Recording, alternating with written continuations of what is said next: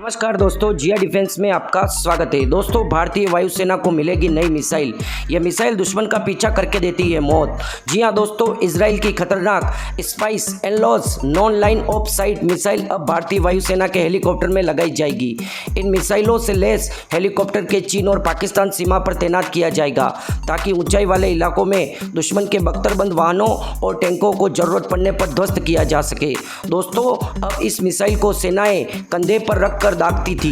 इसका वायुसैनिक वर्जन भी है जिसे हेलीकॉप्टर पर तैनात कर दो, निशाना लगाकर दाग दो। इसके बाद दुश्मन के टारगेट पर यह बर्बाद कर देती है। यह मिसाइल पीछा करके मारती है, यानी टारगेट की तरफ दागो और भूल जाओ।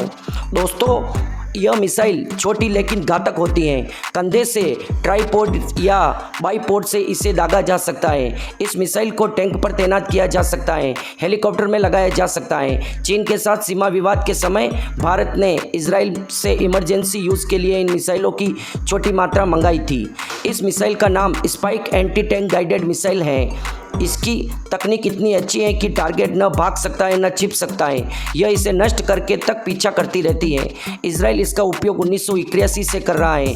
इसका उपयोग दुनिया के 35 देश कर रहे हैं। दोस्तों, यह 1982 से लेकर अब तक 6 से 7 बड़े युद्धों में उपयोग की जा चुकी है। 2019 के शुरुआत में चीन और पाकिस्तान के साथ होने वाले संघर्षों को लेकर भारत सरकार ने आपातकालीन स्थिति में 240 स्पाइक MR मिसाइल और 12 लॉन्चर मंगाए थे।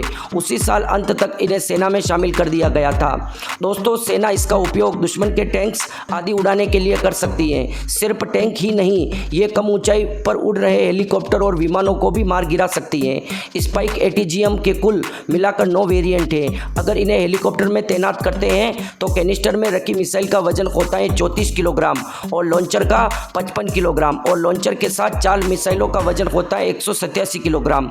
दोस्तों, आमतौर पर स्पाइक ATGM की लंबाई 3 फीट 11 इंच होती है। वेरिएंट के अनुसार थोड़ा बहुत कम ज़्यादा हो सकती है। अलग अलग वेरिएंट की रेंज अलग अलग है। 50 से 10,000 मीटर तक इसकी रेंज है। हेलीकॉप्टर में 600 से 25,000 मीटर रेंज वाली स्पाइक एनलॉज मिसाइल लगेगी। स्पाइक ATGM में टेंडेम चार्ज हीट वारहेड लगाया जाता है, जिसके पीछे एक सॉलिड प्रोपेल्ड रॉकेट उसे टारगेट तक पहुंचाता है। इसमें infrared homing electro optical Sikar लगा होता है, जो दुश्मन को किसी भी मौसम और अंधेरे में भी खोज सकता है, यानी यह टारगेट से निकल रही गर्मी को पकड़कर उसका पीछा करता है। दोस्तों, इस मिसाइल को अब भारत में ही निर्माण किया जाएगा। दोस्तों, भारतीय वायुसेना के लिए अब इजराइल से इसको टेक्नोलॉजी ट्रांसफर के थ्रू भारत में ही निर्माण किया जाएगा। पहले तो केवल दोस्तों चाइना और पाकिस्तान, जब चाइना ने दोस्तों सीमा पर विवाद बढ़ाया था तब केवल थोड़ी सी मात्रा में इस मिसाइलों को खरीदा गया था। पर दोस्तों, अब जब ये मिसाइलें पूरी तरह से परीक्षण के बाद भारत के लिए उपयोगी साबित हो चुकी है, तब भारत ने सोचा कि इजराइल हमेशा ही भारत को हथियार देने में रशिया से भी आगे रहता है और इजराइल ने हमेशा टेक्नोलॉजी ट्रांसफ़र करके दी है भारत को, कभी भी आनाकानी नहीं की है और इस मिसाइल को भी 100% टेक्नोलॉजी ट्रांसफ़र करने के लिए इजराइल तैयार है। दोस्तों, इस मिसाइल का कहां और कैसे उपयोग हो सकता है, मैं आपको और सरल भाषा में बताता हूं। सबसे पहले तो हम भारतीय वायुसेना में हेलीकॉप्टर में लगाकर इसको एंटी टैंक मिसाइल के रूप में इसका उपयोग कर सकते हैं। तो दोस्तों, इससे बंकरों और टैंकों, इस प्रकार के बख्तरबंद वाहनों को उड़ाया जा सकता है या नष्ट किया जा सकता है। अगर दोस्तों इसको जिस प्रकार से अमेरिका की जेवलिन मिसाइल होती है, उसी तरह इसको दोस्तों कंधे पर रखकर भी फायर की जा सकती है। तो दोस्तों, कंधे पर रखकर जो हेलीकॉप्टर या नीचे हवाई जहाज भी उड़ रहा है तो उनको नष्ट कर सकती है। ये दोस्तों कोई मिसाइल आ रही है तो उसको भी नष्ट कर सकती है और कंधे पर रखकर ये टैंक को भी उड़ाया जा सकता है। दोस्तों, कंधे पर रखकर हवा में और ज़मीन पर दोनों स्थानों पर इससे हमला किया जा सकता है और दुश्मन के वाहनों को नष्ट किया जा सकता है। दोस्तों, इस एंटी टैंक गाइडेड मिसाइल को टैंकों पर भी लगाई जा सकती है। भारत में बहुत सारे टैंकों का निर्माण होना बाकी है। दोस्तों, एक तो भारत में मेन बैटल टैंक का निर्माण किया जा रहा है और एक दोस्तों लाइट टैंक का निर्माण किया जा रहा है। तो इस मिसाइल को दोस्तों टैंकों पर भी लगाया जा सकता है। इसको एंटी टैंक गाइडेड मिसाइल के रूप में उपयोग किया जा सकता है। मतलब सामने वाले टैंक को इस मिसाइल को फायर करके पूरी तरह से नष्ट किया जा सकता है। और दोस्तों, इस मिसाइल का उपयोग हाई एल्टीट्यूड लॉन्ग इंड्योरेंस वाले ड्रोन, जिस प्रकार से हेल क्लास के ड्रोन हैं या जो हम इजराइल से ड्रोन खरीदते हैं उनको अगर हथियारबंद बनाना हो, या जो हम MQ-9 प्रीडेटर ड्रोन अमेरिका से खरीद रहे हैं उस तरह के ड्रोन भारत अगर भविष्य में बनाता है तो दोस्तों जिस प्रकार से हेलफायर मिसाइल का उपयोग किया जाता है उसी तरह से इस मिसाइल में परिवर्तन करके इसको ड्रोन पर भी लगाया जा सकता है। और ड्रोन पर भी दोस्तों इसको टैंकों को नष्ट करने, अगर किसी आतंकवादी के अड्डे को नष्ट करना हो या उनके बंकरों को नष्ट करना हो तब भी इसका उपयोग किया जा सकता है। इस मिसाइल में हीट सीकिंग सीकर लगा होता है जो दोस्तों दुश्मन से निकलने वाली वाहनों से गर्मी से ये उसका पता लगा देती है।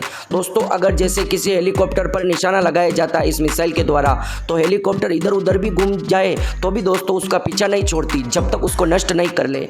अगर इस मिसाइल को इसमें इलेक्ट्रो ऑप्टिकल सिस्टम भी सीकर भी होता है जिससे दोस्तों अगर हीट भी नहीं हो तो भी दोस्तों ये एक बार निशाना लगाने के बाद अगर टैंक इधर उधर भी चला जाए या अंधेरे में छुप जाए या मौसम के कारण बिल्कुल दिखाई देना बंद हो जाए तो भी दोस्तों ये टारगेट को ढूंढकर उसको नष्ट करने के बाद ही उसका पीछा छोड़ती है। मतलब इसको दागने के बाद भूल जाओ और ये सोचना बंद कर दो कि ये उसको मारेगी या नहीं। 100% ये टारगेट को मारकर ही दम लेती है।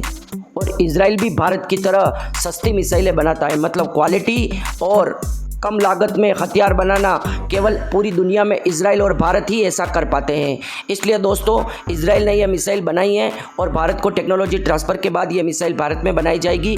फिर जिस प्रकार से आवश्यकता होगी कंधे पर रखने वाली मिसाइल के तौर पर टैंकों में या हेलीकॉप्टर में, क्योंकि भारत के पास प्रचंड हेलीकॉप्टर है और उसमें मिसाइल की आवश्यकता है। तो दोस्तों अभी जो हमारी हेलिना मिसाइल तैयार नहीं हुई है तब तक इस मिसाइल का उपयोग किया जा रहा है। और हेलिना मिसाइल तो है, मुझे लग रहा है कि अब इस मिसाइल को टेक्नोलॉजी ट्रांसफर करने के बाद इसका निर्माण भारत में ही किया जाएगा और ये ब्रह्मोस की तरह यह मिसाइल भारत की हो जाएगी। तो दोस्तों आपको वीडियो कैसा लगा? अच्छा लगा हो तो वीडियो को लाइक, कमेंट, शेयर और सब्सक्राइब करना ना भूलें और कमेंट बॉक्स में जय हिंद लिखकर हमारा मनोबल बढ़ाएं। जय हिंद दोस्तों।